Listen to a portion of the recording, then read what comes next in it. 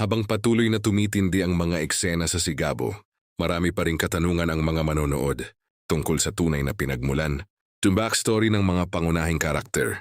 Dahil dito, lalong tumitindi ang pananabik ng publiko sa mga susunod na kabanata ng serye. Isa sa mga inaabangang bahagi ng kwento ay ang espesyal na paglabas ng ilang kilalang artista na inaasahang magbibigay linaw sa mga pangyayaring humubog sa kasalukuyang istorya. Pinaniniwala ang mahalagang papel ang kanilang gagampanan sa paglalatag ng nakaraan ng mga bida.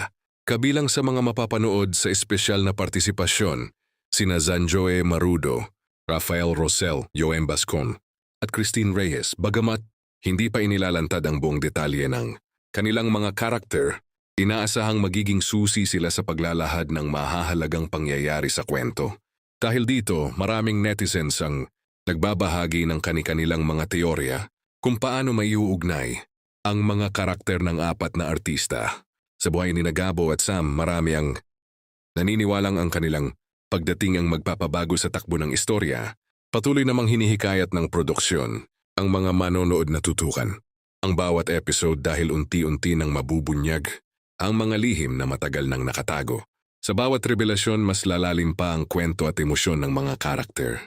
Abangan ang mga susunod na episode ng Sigabo upang matuklasan kung ano ang magiging papel ni na Zanjoe Marudo, Rafael Rosel, Joem Bascon, and Christine Reyes, at kung paano nila mabubuo ang kabuang kwento ng serye.